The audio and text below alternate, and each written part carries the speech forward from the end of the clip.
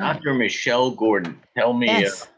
you have had some adventures in your life, huh? I've had a lot of adventures in my life. Where do you want me to start? Let's start with your son. Your infant son was Yeah. diagnosed with cancer. Tell me about that experience. And if I'm, So were you going through medical school at the time? I wasn't yet. So I got married in 1988 to this guy that I'm not married to anymore. And we decided to go ahead and get pregnant. And so in 1992, about we we went and got pregnant. Now at that we got married in 88. I started college and we were living in Long Beach, California, and I went to Long Beach City College. And the reason I went to Long Beach City College was that I needed to make up for my high school education or lack thereof. And all along, I kind of thought, I want to be a doctor. I want to be a doctor. I want to be a doctor. And I took music lessons. And I took singing lessons and I took music theory. It was really funny. And then I said, well, on the off chance that maybe I can actually go and be a doctor, let me take a math class. And so I took this trigonometry class. And when I took this trigonometry class, I high scored the class. And then I took calculus and I high scored that class. And I was like, oh, I'm not dumb. And that gave me the confidence to, say that, maybe I can go to medical school. So I went to Long Beach City College. I was there for 2 years. I didn't do an associate's degree, but I transferred from Long Beach City College in Southern California, so Long Beach, California, to Harvey Med College in Claremont. Harvey Med College is a very small school of science and engineering, and it has the highest per capita, this is very interesting, highest per capita PhD or professional school of any school in the country, which is pretty interesting. Wow. Little factoid there. So we get into, I get into Harvey Med. We move up to Claremont from Long Beach. This is now Inland Empire, right on the border of Riverside or Riverside County, or I can't remember. Anyway, right across the street is another county. So I'm in Los Angeles County, but across the street is another county. Okay. And we started Harvey Med. I do my year, and I said, well, I'm 28, 29 years old. I need to, if we're going to have babies, I need to do it now. And so I had a baby, and I had this baby in 1993, and I didn't graduate till 94. So I walked him across the stage when I graduated from Harvey Med, and that was awesome. That's cool. How cool is that? Yeah, it was. And I'm the first woman and probably the only to ever have a baby while a student at that school. It's a hard school. It's really hard. I was happy to, graduate with a 2.9 from that school. So I had a B- average.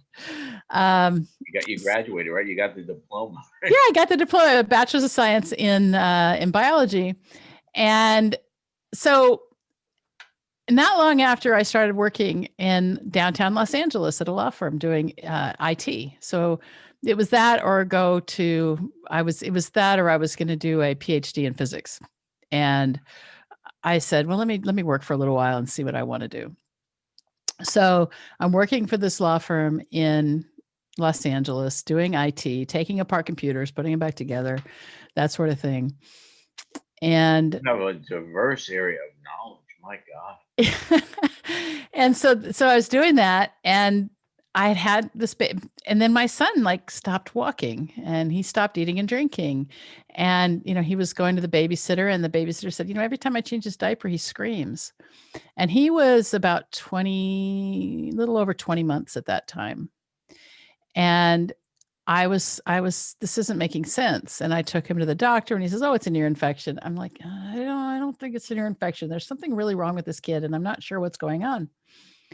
And so one day, not too long after, it was 1995, I think, 94, 95. He's just 21 months. So just before his second birthday, it would have been in 95. His eye doesn't look right. His eye starts going the wrong way. And so I call up the pediatrician, and we take him to the ER, and they do a CT scan, and they find some sort of a tumor. And I couldn't read. I mean, I was just had graduated from college. I didn't know what was going on. And the brain surgeon, says, there's something going on there. And it looked like maybe there was a tumor behind the optic chiasm, something like that.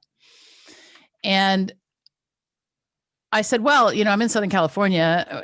I may as well go to Loma Linda Children's Hospital because that's the best place probably in Southern California for. Did you go? Is that where your family is from? Did you have a big support group there, or you? No, I grew up in Washington State. I ran away from my family. That's another conversation, another day. I grew up, I had a lot of trauma growing up. The only reason I'm asking you, 28, I mean, now that I'm 58, looking back, 28, you're still a kid yourself. Yeah. Yeah. I mean, we've been married for about 5 years. It was never really a very good marriage. And, we didn't know how to have a relationship, but we didn't know how to honor each other or be kind to each other. And, we were both really narcissistic and it was tough. And so then we have this kid who's sick and we end up over in Loma Linda and he's in the step down unit and, he's almost dying and they can't diagnose him. They couldn't diagnose him because he had all of the cancer that he had was inside of his central nervous system. And so me being the ultimate scientist, I started doing research on, immunotherapy and immunology and what's really happening and what is cancer and what is happening in my son. And so we had this meeting with the oncologist and I said, well, okay, we know, the bone marrow is negative, but we know that we've got cancer cells in the CNS. So why don't we just do a spinal tap and send that fluid to the lab and do the testing that we need to do on that? And he says, well, the cells lyse really quickly. I said, well, then get them there fast. And for anybody who's watching and doesn't know what lyse means, it means they break apart. So the central nervous system is a really closed container. And when there's cells in it and they come out, they just break apart really fast. And so that's what they did. I mean, there was a resident waiting right there and they did the spinal tap and, this fluid comes out and it's yellow and it was really, and spinal fluid looks like tears. It's clear. And Dr. Gordon, the way you're saying it right now, you're very much together and really looking at it like a scientist, but I'm sure at the time you're like freaking out. I'll give you a little story. Okay. Like a sillier story, but my daughter is born. She's 12 now, but she's born. I see her and the whole front of her head is a big black mole or what I thought. And I'm looking at her and I literally, Doc, I almost pass out. Yeah. I say to the nurse, what is going on with her head? And she looks at me and she goes, it's her hair. She had so much hair and it was all matted down. And I just remember I literally almost passed out in the room. And I walk out, my mom, my dad, and my nephews and my sister are waiting out there. And I just start bawling. And thank God it was nothing. So I can't imagine what you went through. Well, so I have this thing that happens to me when I'm in adversity. And I go into, I mean, maybe the way to look at it is survival mode. And my whole thing when it came to my son, when he was sick like that, was just making sure that he was okay.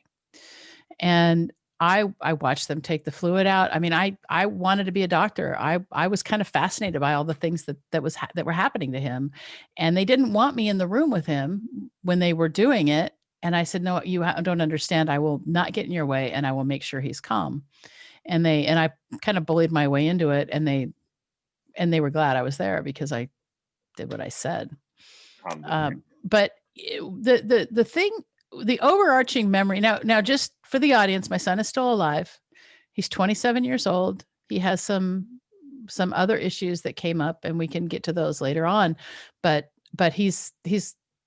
he can read and he can have a conversation and he knows right from wrong. And so there's, I want to say that this has a happy ending and not everyone who has a 50-50 chance of survival gets that. And I saw my fair share of children die. Even with 50-50 shot. Oh my God. Yeah, that was how I could have him come down. Let me see if he'll probably want to come down and say hi. Let me just send him a quick text.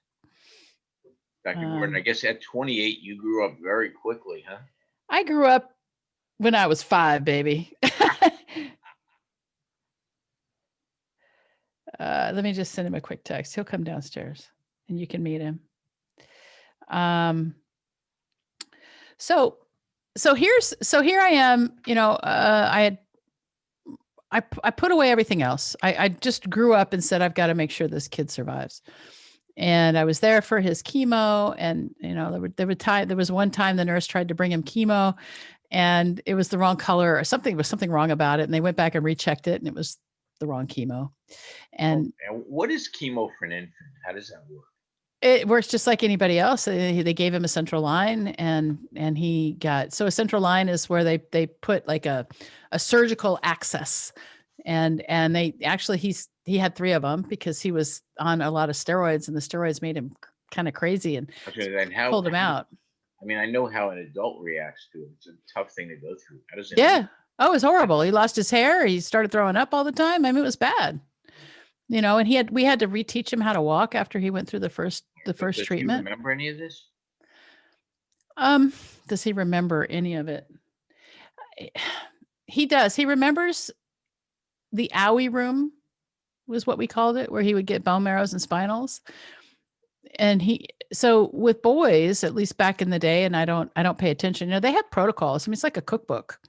And so when it comes to managing cancer, now we do a lot more genetic stuff, but back then this was 1995, and it was the Children's Cancer Research Group Poor Prognosis ALL protocol. Now, has anyone in your family, is there a past history of this? No. This is an errant cell that just kind of went crazy. Yeah. And for whatever reason, I mean, what do we know about diet now? We know that dairy promotes cancer. I fed him everything, I fed him everything I thought was good. I gave him dairy. I gave him, hot dogs. All the things that I thought were good that I know now are not. So for boys, it's 3 years. It's 3 years of chemo plus radiation. At least that's what it was at the time. I don't stay on top of Children's Cancer Research Group or Children's Cancer Protocols, so I have no idea now. But I still am in contact with some of the nurses that we met way back when, and we're like friends on Facebook. God, just to hear that he made it through that 50 shot. I mean, they must be so happy.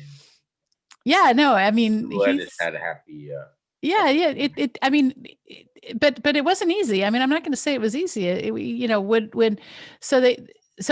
turns out that he's got this weird tumor. It's either CNS ALL, which is acute lymphoblastic leukemia, or he's got what's called small B cell lymphoma, and they don't know which. He said it didn't matter which one we called it because they're treated the same way. And so we start meeting with the radiation oncologist because we need to save his life. And the way we're going to save his life, because he's got so many cells in the CNS that the fluid wasn't moving at all. And they sent, obviously they did that spinal tap and they got, that's what they decided to call it. It was this. So we meet with the radiation oncologist and she wants to radiate him to the point that, I mean, I was like, you can't give him this much radiation. He's not even 3. His brain is not fully myelinated yet. So for anybody who understands the physiology, I mean, babies learn so much because their brains are getting the connections, right? The connections are happening during those first 3 years. And that's when all the myelin comes in. And we know that the brain is resilient and we know that we have neuroplasticity. We've learned these things and the brain is plastic through like the way we move our bodies, the way we choose to think, what we choose to eat, things like that. But here I have got this baby who's still like figuring out the environment. And I've got a doctor who wants to be super aggressive and give him like 6,000 rads. And I'm like, look, he's going to be a vegetable. I said, and at that moment, I had this epiphany almost sitting, we were sitting in this really cold room where they did the radiation. The air tasted metallic. I mean, I remember it like it was yesterday. And I looked at this woman and I said, listen, as his mother, I have to assume that he's going to make it. And my very next responsibility is to his quality of life. And you can't do this to him. And so we fired her and we brought somebody out of retirement, and we worked together to kind of reduce the field and make sure that we, hit the cortical areas, and the biggest tumor burden was in the cauda equina area, the lower part of the spine. And so he got a little more radiation there and less radiation up the spine, less radiation to the whole brain. And that worked. That Now, worked. Dr. Gordon, I'm starting to get to know you, and I see that you are an incredible individual, and incredible in that, like you said, in that situation, you sort of like kicked into like survival mode for your son. Yeah. I know that you're no longer married to his father, but how did he react to this whole situation? It's hard to say. I don't want to disparage him. We don't have a good relationship. We divorced not too long after that. I mean, it was like 2 years into the treatment. And I will say that they have no contact, those two. And the reason it was his father's choice that as soon as my son turned 18, he stopped talking to him after he stopped paying child support. It's really sad, a sad story.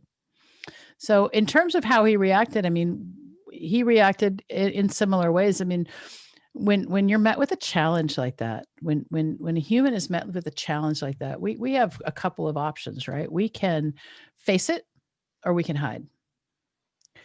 And at the time we were kind of religious. And so we would say things like, well, God doesn't give you more than you can handle, and that sort of thing.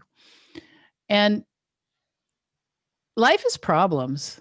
I mean, if you don't have, I mean, this is something I learned from Tony Robbins, right? If you don't have problems to solve, then you're not really alive. And so I look back at my 28, 29-year-old, 30-year-old self, and I'm like, well, I was picking out gray hairs in the bathroom, and there were some formative years, but I spent that time in that hospital getting to know doctors, getting to know what it's like to live in a hospital, and I still wanted to be a doctor after that.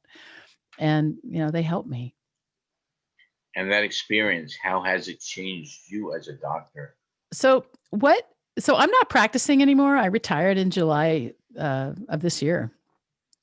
As a surgeon, I had a big surgical group. I had 5 surgeons working for me, and with COVID and with everything, it just and just the way corporate medicine is managing, I just shut it down, and now I do my menopause thing that hopefully we'll talk about coming up. Yeah. But what I think what it did was it helped me to understand what it's like to be a patient or or love somebody who's in the hospital. And when I was a resident, I used to say, when I was chief resident especially, I said to my residents, I said, listen, you have to understand that this is where we want to be. We're doctors. We live in a hospital. We work in a hospital. We're surgeons. We deal with trauma. We deal with we're super excited when an appendix comes in, things like that. But you have to remember that every single person who is in a hospital bed is in crisis. And we have to approach them like that. If you don't approach them like they're in crisis and understand and try to have empathy for them, then you're never going to reach them. And so I always spent the time to make sure that my patients understood what it was that I recommended in terms of, if they needed their gallbladder out or their appendix out or, whatever kind. I did a lot of acute care general surgery. And that, I think, was what set me apart from other doctors who had never actually been through some sort of a health crisis in the same way. I totally get that. Yeah. When I was a student, I learned something that totally shocked me. It's called the placebo effect. Sure. They said that 30% of patients will get better because they believe in you and they believe in whatever treatment. So Yeah. I always thought, I'll be damned if I'm going to lose that 30%. So I'm going to be in really good communication with that patient. I'm going to make sure they get that. My intention is that they get better as conservatively as possible, and we'll figure it out together. And yeah, when it comes to surgery, we always like to say that surgery is the final option, right? We don't want to cut. We don't want to heal with steel unless we have to. That's when I feel much better, when we can figure out a conservative option for the person. Because same thing, I put myself in that patient's place. Yeah. And I say, you know what? the thought of surgery is very scary, even if it's small. Like, Mm. you don't know what's going to happen. You hear all these stories, and I'm so sorry you went through that with your son. I'm so glad that at the end of the day it came out all right. And I'm also glad that you walked away with a whole viewpoint that has benefited many people, I'm sure, over the years. Yeah, I mean, I wouldn't be who I am if I hadn't gone through that. And it was hard. It was really hard. I'm not going to say it was an easy thing. And what happened was he started having seizures. And he had the seizure, when the cells started to lyse inside of his brain. He had a lot of, complications. We had multiple operations on his head. And then around the time that I finished my residency and he started hitting puberty, he started having more issues. And he was falling down for no reason and we couldn't understand. And what happened was he developed something called atonic seizures, where a spark will come off, because if you think about how the brain works, the brain is just basically conducting electricity. So something would happen and it was happen over here, and then it would instantaneously go to the other side, and he would go flaccid. And around the same time, we found a school for him, a really awesome school in Cape Cod called Riverview, and it's a residential school for children who have learning disabilities or learning disabled or other types of learning. And so we moved him up there. And I was in the middle of an operation and I had one more to go. And I was doing a big hernia operation, really big ventral hernia, taking apart everything. Got this phone call from the school saying, listen, we've airlifted him to Boston Children's Hospital. He's fallen down and he's not acting right. And it was so hard because I had to finish that operation and then I had to do another one. And that was so hard. And I went up to Boston and he had what's called a subdural hematoma, where the whole half of his brain was filled with blood. Now that's from fall. He had a seizure. He hit his head. He fell down. Yeah, he fell down and had this big hematoma, big blood clot, really, basically. And they were just watching him. It was huge. And they were just watching him. It was so frustrated. They were just watching him. And then finally the next morning he was paralyzed on one side and they had to take him to surgery. And so they took him to surgery. They evacuated the hematoma, but we still didn't have an answer for why he was falling down. Got him better, got a helmet. He kept falling. And finally we got him on video EEG, caught him falling. And I have, props to Steve Wolf, Dr. Steve Wolf, who's the pediatric neurologist who helped us, and Dr. Sadi Gatan, who did this operation on him when he was 15 years old. So he's 27 years old now. And what we had to do was something called a corpus callosotomy. And what that is they basically, so there's a piece of the brain called the corpus callosum, and it's in between. It's this piece in between the two sides of the brain. And what it does is it allows the signals to go from one side of the brain to the other. And we had to cut that in half. And at 15 years old, there's some really big issues that can happen, like mutism and other complications. And I had to consent to this. And so I consented and they did it, and he's not mute. He's got a little bit of a left neglect. He's got a little bit of a foot drop, but it's nothing major. And he survived that and he doesn't fall down anymore. And that was amazing, but he still has seizures, but we don't see them. He takes seizure medication. Doc, I had a stroke about 2.5 years ago, and I developed seizures from it myself. So I actually have reality on it. They put me on a medicine called Keppra that stopped the seizures, but it made me so tired. I could barely function. And I know from the medicine, I don't know what was worse, the stroke or the Keppra. Because it's hard. I mean, the thing is that if you can be disciplined, you can there are some ways, if you eat a strict keto diet, the keto diet was designed to help with seizures. It can decrease seizures. I mean, it's research proven to decrease seizures, but it's a strict diet. I mean, there's no carbs. But that's that we don't, I mean, I can't get my son to eat that. He won't eat that way. He loves pizza too much. So yeah, and bread.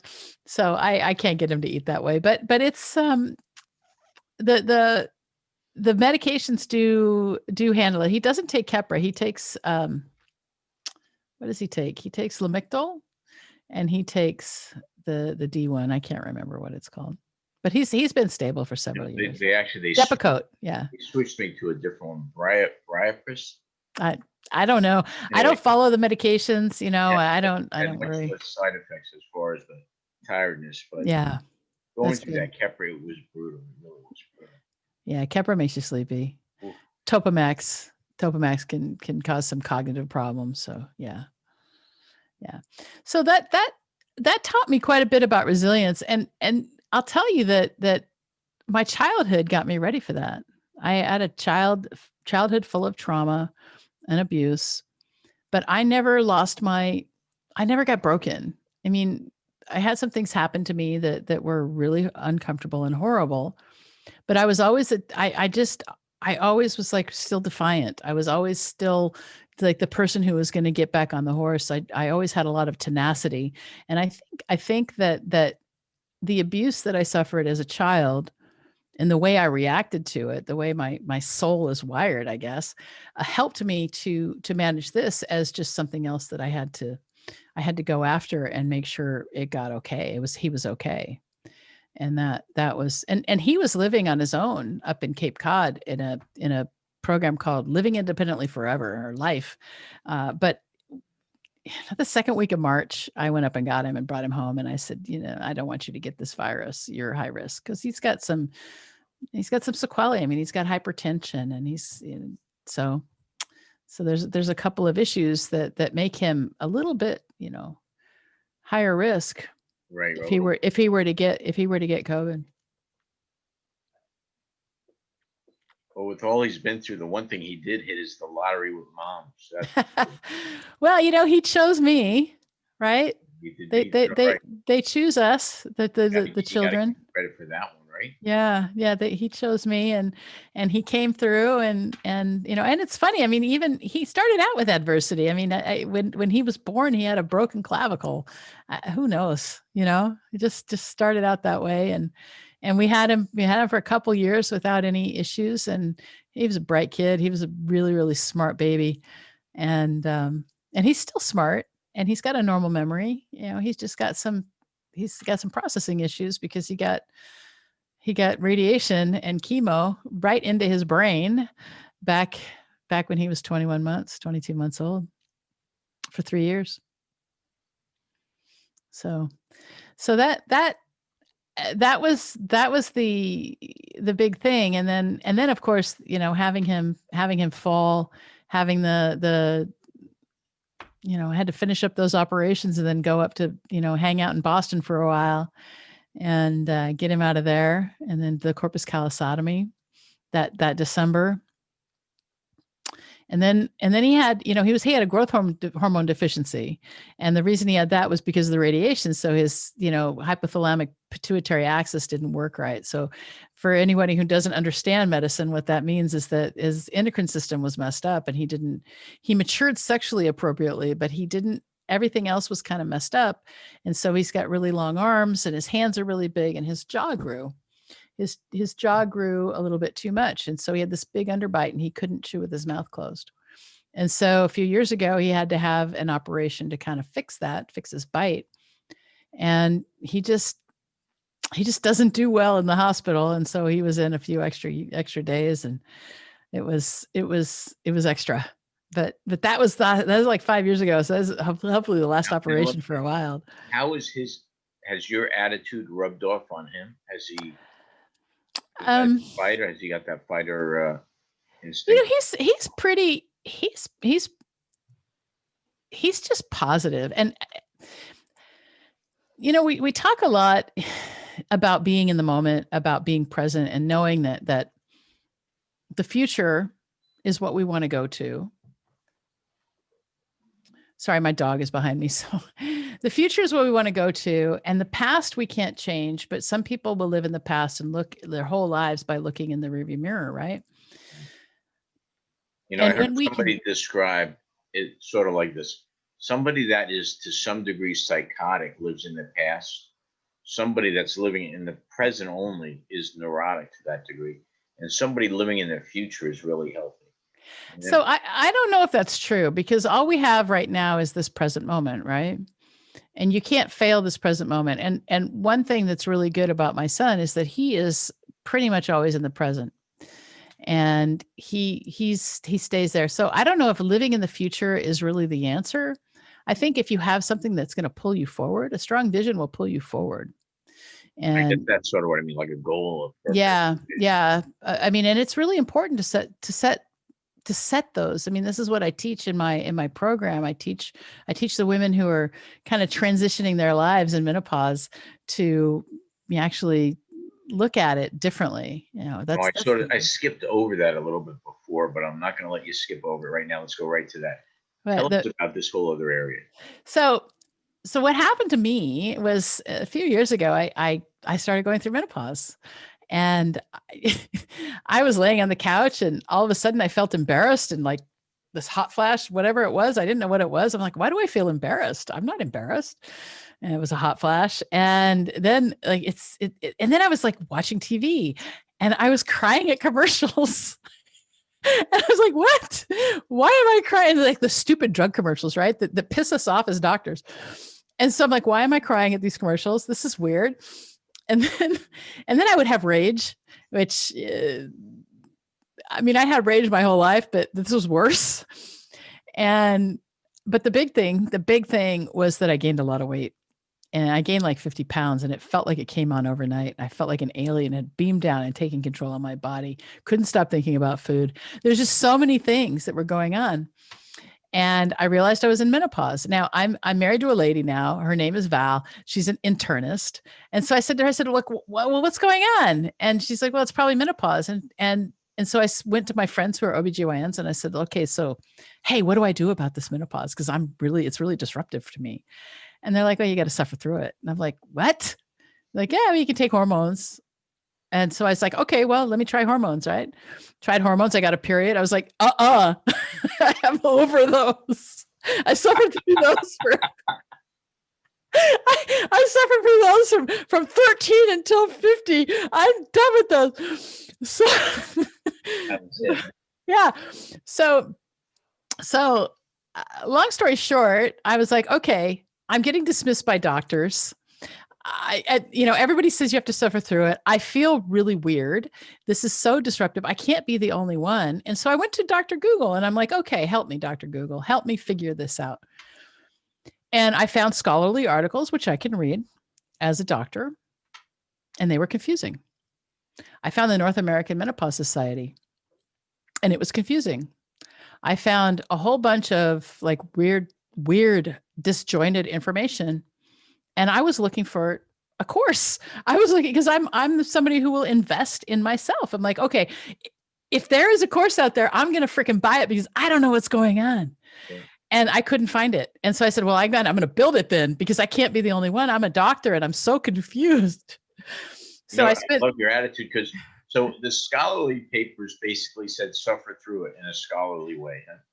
Yeah, they did for the most part. They were like, yeah, well, or take HRT. And, the problem with HRT is that hormone replacement. Yeah. So take hormones. And the problem with hormones is that, I mean, the Women's Health Initiative did show that if you take hormones a certain way, they can increase cancer or they can decrease your cognition. And so I was like, I need to get this information. I need to put it all in one place and have it make sense. And so I put together a program, and I spent 3 years doing the research, and I put together a program that's based on 4 pillars. And the pillars are science. And then we, the women who come into the program are ending their minnow misery by becoming minnow-mates. And so we have the minnow-mate way of eating, and we spend a lot of time in the course on that. We have the minnow-mate way of moving, and we have the minnow-mate way of thinking. So we talk about all these things and we have transformations. And what happened for me when I put this together for myself was I lost 50 pounds and I was like, yeah. And I mean, I still have more weight to lose and my body is always a work in progress, but I feel like I'm an athlete now. I can go for a run. I can go for a run for an hour and a half if I want.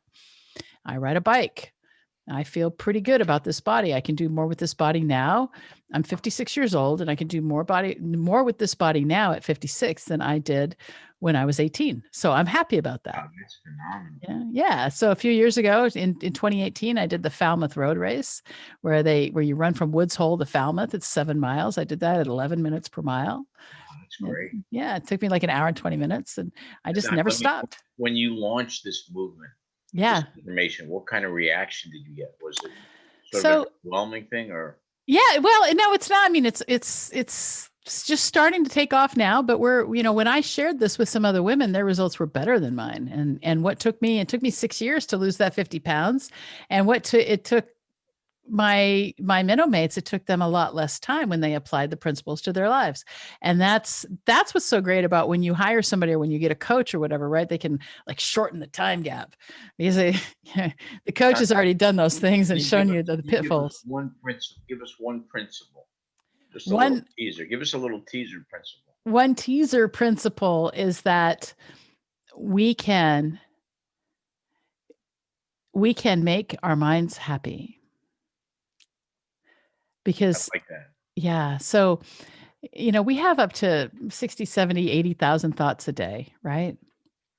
And up to 90% of those are untrue, negative, or not helpful. And so when you go through my beta course, which I'm going to give you a little bit of information on that in a minute, but when you go through my beta course, I teach you what that means and how to make your mind a bit more happy. And we don't even think about the way we speak to ourselves. And so that's one of the big things is figuring out, because once you could say you would never speak to your best friend sometimes the way you speak to yourself, right? Probably not. And once we figure out like it's all in here, then anything is possible. Anything is possible. And so I have plenty of Menomates who are going and starting businesses, and we hire from within because there's so many great women that come in. And so our vice president of operations came through as a Menomate, and our person in charge of our customer service came through as a Menomate. So yeah, we love them because we're talking about women who are mid-career. I really get that. You're one of those special people that see barriers and push through them or figure a way over them or around them, and you don't accept them, where a lot of people will go, oh my God, there's a barrier, I'm going to just shut down. And my hat's off to you. I don't have a hat on, but be off to you. Well, thanks. I mean, we have a couple of choices, right? When we are faced with obstacles, we have a couple of choices. And when it comes to helping women in menopause, I mean, the menopause movement exists. I mean, we have a podcast too, the Menopause Movement Podcast, and it exists to ease suffering. That's the whole idea, because suffering is entirely optional. And menopause is this like a secret society that no one wants to talk about, right? Women don't talk about their periods. Women are shamed because they don't, when we reach maturity, it's like we have to hide that we bleed. We bleed. We do. We bleed because that's natural. And when we start going through menopause and we stop bleeding, it's like something else that we're all alone in. And so that we're here to break the silence. We're here to talk about it. And we're not over the hill. I mean, our lives are just started. Why not make the second half of our life the best part? That's what it's all about for us. Thank you for the work that you do. And it's nice to see somebody just push through the barriers. I always tell my daughter, she's 12, I'm like, you don't have to accept things the way they are. Things Right. are not easy. Life is not really necessarily designed to be easy, but you just figure it out. And when you get to the other end, you're different. And so maybe that's the whole point of, there's a gift in going through the adversity and then Definitely. going through it and turning around and lending a hand to help other people get through it. Yeah, there's a really great book I recommend to anyone who's listening to this podcast right now, and it's "The Obstacle Is the Way" by Ryan Holiday, and it's about the Stoics and how if you Right. push towards the obstacle. Have you read that one? I have read that. Yes. Yeah, it's a great book. That's a really good book. And anybody who's watching or listening or however you put this up, any women, because we don't really want men in the menopause movement. We're building the mano system, but we have the minnow system now for the ladies. But for the men, we'll build a mano system later on. But if you're watching the podcast, you can go to menopausemovement.com/hormones, and you can get into the beta test that we have going on, and you can understand your hormones and manage your menopause, and you can get into that without even having to apply. And so that's our gift to you and to your audience. Thank you for that. And Yeah. it's not something you're right. You don't really hear very much about this. I mean, it's not something I've looked for, obviously, or maybe not obviously, but to at least see that somebody is out there with a system that's not accepting, like, yeah, just suffer through it. Right. Yeah. That's So suffering is optional, and we really, I mean, that we do exist to ease suffering. That is the primary question of the menopause movement is how can I ease the suffering of our clients and teammates right now? That's it. And that's what we exist for. Easing the suffering of women going through menopause, because it is a disruptive time. And I don't know if your wife or whoever is in your life right now has gone through it yet, but it's a hard time. It's a hard time to support somebody through, and it's a hard time to go through because we just don't feel like ourselves at all. well, we got to get this podcast out to a lot of people. So Yeah. if you're watching this, hit the subscribe button. Let's get this out to as many people as possible, and let's change the world for the better a little bit, Yeah. especially for women going through these kind of things. Yeah, for sure. All right. And Dr. Gordon, you are awesome. How Thank did you. somebody get so awesome like you? I don't know. just Just just keep natural. pushing through it. Thanks so much. Thanks for having us on today. Oh, my pleasure. Having me Thank you. on today. Really great to have you. Yeah, that's great. It's been fun. Thank you. Thank you. And any other way people can get in touch with you if they have questions? Yeah, they can send an email to info@menopausemovement.com, and it'll be me or my team. Mostly the team gets those. And if you have a specific question for me, they'll forward it and I'll actually answer it. Great.